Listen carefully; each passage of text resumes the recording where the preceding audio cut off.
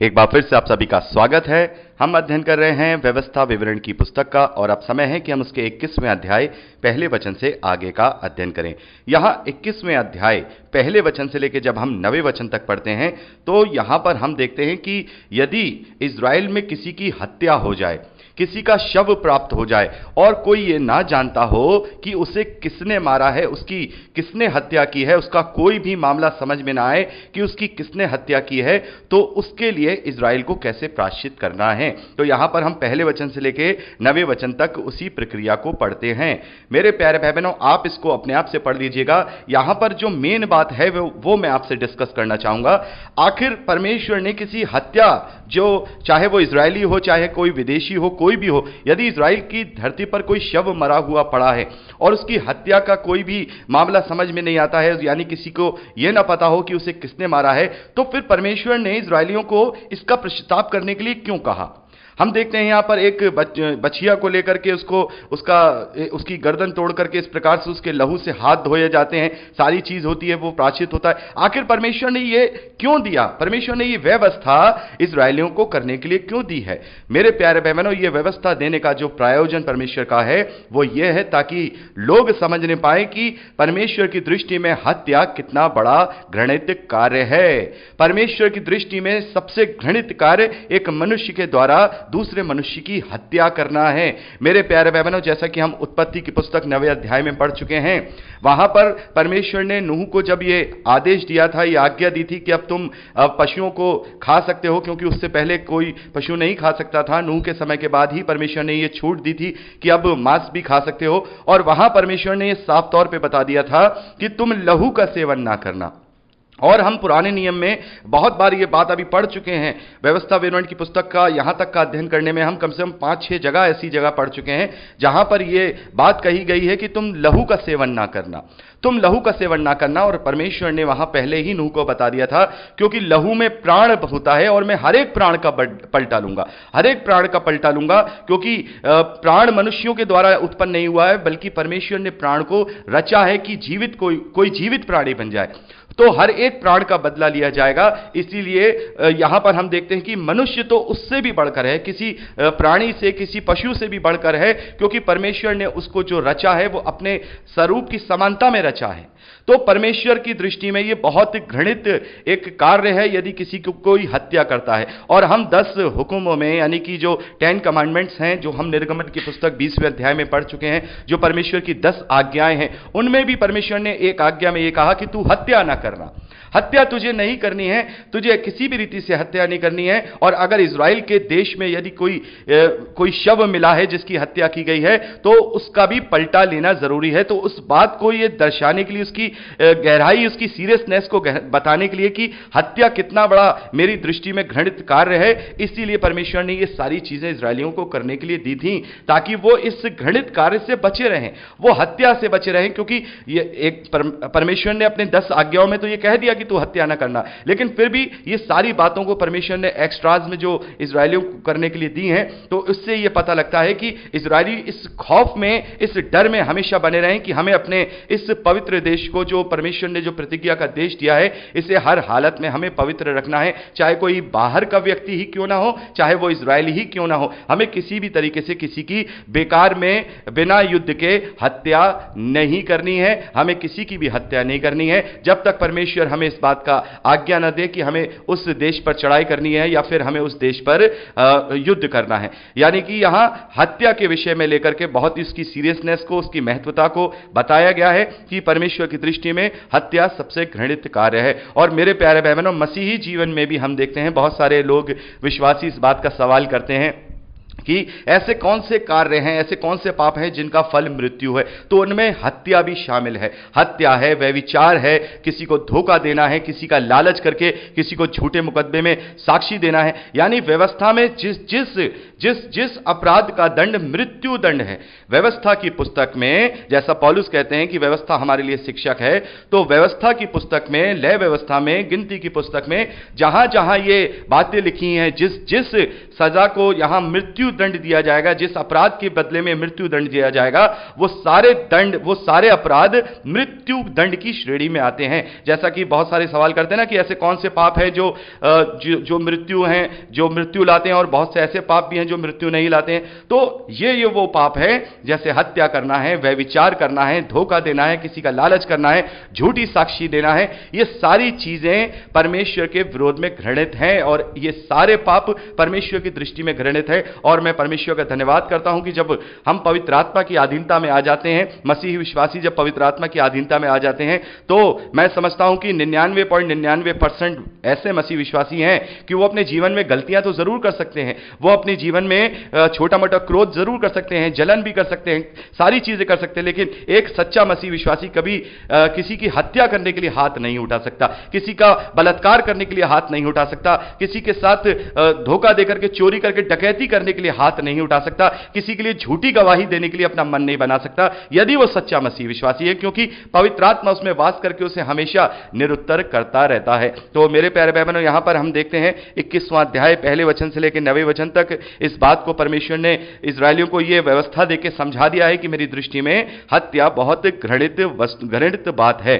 आगे 10वें वचन से लेकर जब हम 14वें वचन तक पढ़ते हैं तो इसके विषय में हम पिछले संदेश में बात कर ही चुके हैं, जब हमने 20वां अध्याय उसके 14वें वचन में जो बात कही गई थी उसका जो हमने एक्सप्लेन किया था, तो इस वचन को हमने पढ़ा था। जो युद्ध की बंदनियां हैं, जो युद्ध में बंदी हैं, उनके साथ परमेश्वर ने आज्ञा दी है कि तुम उनके साथ इज्जत के साथ बिहेवियर करना, उनके साथ विवाह करना, उन्हें दासी की तरह उनके साथ बिहेवियर ना करना। और बहुत ही अच्छी और न्यायपूर्वक बात यहां परमेश्वर ने इजरायलियों को करने के लिए कही है, आज्ञा दी है। आगे 15वें वचन से लेकर के जब हम 17वें वचन तक पढ़ते हैं तो यहां पर जो पहलौठा पुत्र है उसके अधिकार के विषय में लिखा गया है। मेरे प्यारे भाई बहनों, यहां पर पहलौठे पुत्र को, जो पहलौठा है, उसे ही अधिकार देना है। और यहां पर हम देखते हैं कि परमेश्वर कहता है यदि किसी पुरुष की 2 पत्नियां हो, एक उसको अच्छी लगती हो, दूसरी अच्छी ना लगती हो, तो ऐसा ना हो कि अपनी ना अच्छी लगने वाली पत्नी का अगर बेटा छोटा हो तो उसको वो पहलौठे का हक देते। नहीं, पहलौठे का मतलब पहलौठा है, चाहे वो पहली पत्नी का हो, चाहे वो दूसरी पत्नी का हो, चाहे वो किसी भी रीति से हो, अगर वो पहली संतान है तो वो ही पहला माना जाएगा। यह अधिकार परमेश्वर ने पहलौठे को दिया है और इसको हम यहां 15वें वचन से लेकर 17वें वचन तक पढ़ सकते हैं। और यह व्यवस्था भी केवल इजरायलियों के लिए ही लागू होती है, क्योंकि अब यहां पर मसीह विश्वासियों में यह व्यवस्था लागू नहीं होती है कि पहलौठे को 2/3 दिया जाएगा। या व्यवस्था में इजरायलियों पर था कि जो पहलौठा होगा उसे 1-2 हिस्से दिए जाएंगे, बाकी के हिस्से सबको दिए जाएंगे। लेकिन जैसा कि हम जानते हैं कि प्रभु यीशु मसीह में होकर सभी मसीह विश्वासी अब एक हैं, उनमें ना कोई दास है, ना कोई स्वतंत्र है, ना कोई नर है, ना कोई नारी है, ना कोई उसमें यूनानी है, ना यहूदी है, सब अब मसीह में एक हैं। तो इसलिए अब कोई पहलौठा और अब कोई छोटा नहीं है। जो अपने आप को यहां छोटा करेगा वहां परमेश्वर के राज में बड़ा किया जाएगा। तो अब सबका हिस्सा बराबर है, हमें व्यवस्था के अनुसार अब हिस्से नहीं करने हैं। अब अगर हम अपने बच्चों में अपनी जायदाद का कोई हिस्सा करके जा रहे हैं तो सबके साथ, सभी के अधिकार के साथ वहां पर कार्य करें, किसी को छोटा या बड़ा करके ना करें, क्योंकि मसीह में अब हम सब एक हो चुके हैं, सारे अधिकार एक हो चुके हैं। क्योंकि असली जो सृष्टि का पहलौठा था उसने अपने प्राण दे करके वो सारा अपना जो कार्य है, जो उसने व्यवस्था की सारी बातें हैं, उसने अपने बलिदान से पूरी कर दी हैं। आगे हम 18वें वचन से लेकर के 21वें वचन तक पढ़ते हैं। तो यहां पर जो अनाज्ञाकारी जो पुत्र है, अगर कोई बेटा ऐसा है जो अपने माता पिता की आज्ञा का पालन नहीं करता है तो उसके विषय में नियम बताए गए हैं। आप इसे पर्सनली रूप से पढ़ लीजिएगा, मैं यहां पर इसे डिस्क्राइब नहीं कर रहा हूं, क्योंकि हमारे लिए तो यही सबसे बड़ी आज्ञा है कि हम अपने कुनबे की, खास तौर पर अपने कुनबे की, अपने परिवार की, अपने माता पिता की, अपने रिश्ते जो हमारी जिम्मेदारी में आते हैं, उन सब की हम सुधि लिया करें। पौलुस ने इस बात को साफ तौर पर कह दिया है, जो अपने लोगों की खास तौर पर अपने कुनबे की, अपने परिवार की सुधि नहीं लेता है, वो अविश्वासियों से भी गिरा हुआ है, उनसे भी बेकार है, वो अविश्वासियों से भी बुरा है। तो हम मसीह विश्वासियों को तो सारी जिम्मेदारियां प्रभु यीशु मसीह ने हमारे हृदय की आत्मिकता के द्वारा दे दी हैं। हमारे हृदय को दीन, नम्र और ऐसा बना दिया है कि अब हम इन सारी चीजों से बहुत ऊपर उठ चुके हैं। वो इजरायली हटीले थे, वो इजरायली कठोर थे, इसलिए ये सारी बातें लिखी गई थी। लेकिन हमें ये सब बातें पढ़ करके फॉलो करने की जरूरत नहीं है, क्योंकि हमें पवित्र आत्मा दिया गया है। जैसे पौलुस कहता है कि हमें लिखित व्यवस्था नहीं,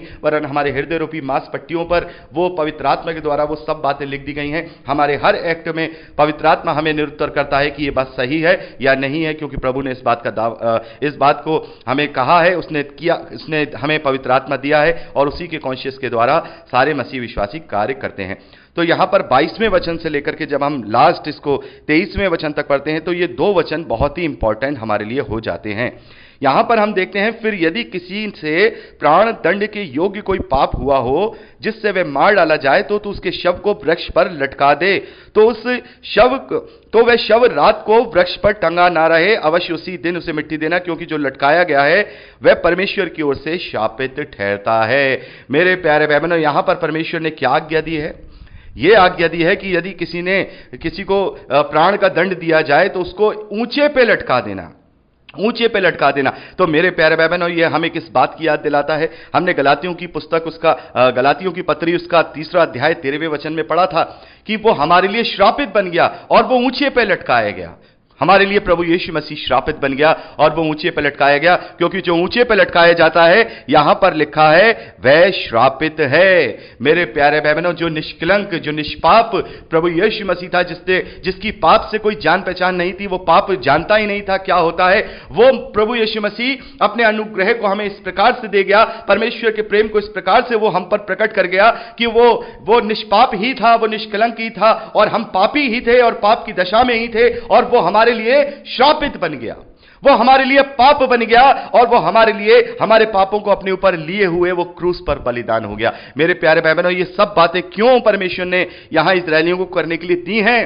ताकि वो समझने पाए, जिनकी आंखें हो वो देख लें, जिनके कान हो वो सुन लें, वो यहां पढ़ लें कि मैंने ये सारी चीजें उन्हें दी थी। और जिन लोगों ने, जिन यहूदियों ने इन सारे वचनों को समझ लिया, उन्होंने उद्धार को पा लिया। हम देखते हैं प्रेरितों के कार्य 17वें अध्याय में, बिरिया नगर के जो यहूदी थे, जब पौलुस उनके बीच में जाकर प्रचार करता था तो वो पुराने नियम से बहुत सारी बातें उन्हें बताया करता था। बिरिया के नगर प्रतिदिन पवित्र शास्त्र में ढूंढते थे, वो बातें ढूंढते थे और वो मानते थे कि हाँ ये बात लिखी है, ये बात लिखी है। लेकिन कुछ ऐसे मंद बुद्धि भी वहां थे, कुछ ऐसे मोटे मन वाले यहूदी भी थे और आज भी हैं, जो इन बातों को आज भी नजरअंदाज कराए हुए हैं। वो आज भी मसीहा के आने का इंतजार कर रहे हैं, वो आज भी उस फिजिकल मसीहा के आने का इंतजार कर रहे हैं जो पहले 2000 साल पहले आ चुका है। वो उनका मसीहा आ चुका है, लेकिन वो अभी भी अपनी आंखों को और कानों को खोलने के लिए तैयार नहीं है। यहां पे साफ लिखा है कि जो ऊंचे पर लटकाया जाता है वह श्रापित ठहरता है। और गलातियों की पत्री में भी इस वचन को कोट किया है पौलुस ने।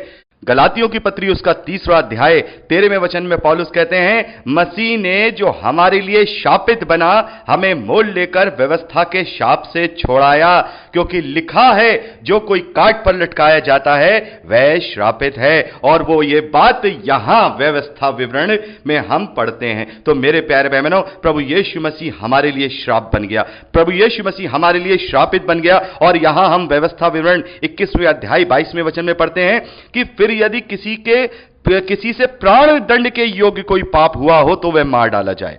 मेरे प्यारे भाई बहनों, मसीह से कोई पाप नहीं हुआ था, लेकिन हमारे प्राण दंड के योग्य पापों के लिए उसे प्राण दंड मिला है। वो ऊंचे पर लटकाया गया, वो श्रापित बन गया, ताकि हम उसमें होकर परमेश्वर की धार्मिकता बन जाएं। हमें इतने बड़े अनुग्रह को समझना होगा, हमें उसके अनुग्रह को अपने जीवन से व्यर्थ नहीं करना है। जिसने उसकी क्रूस की कथा को समझ लिया, उसने उद्धार को पा लिया, उसने सामर्थ को पा लिया। मेरे प्यारे भाई बहनों, हमें यह समझना होगा कि हमें क्या मिला है। आज भी हम भौतिक चीजों के पीछे भाग रहे हैं, लेकिन जब कभी मैं ये वचन पढ़ता हूं, कितनी बार मैं पढ़ता हूं, कितनी बार मैं इसका प्रचार करता हूं, लेकिन जितनी बार भी मैं पढ़ता हूं, मुझे लगता है कि मुझे और ज्यादा इन बातों को अपने जीवन में प्रबल करना है। मुझे और ज्यादा आनंद और खुशी होती है कि हम पर प्रभु यीशु मसीह में होकर उसकी धार्मिकता बन गए हैं, परमेश्वर की धार्मिकता बन गए हैं। हमारे पाप, जो हमारे इतने घृणित पाप हैं, जो मृत्यु दंड के योग्य पाप हैं, उसने अपने पर ले लिए हैं।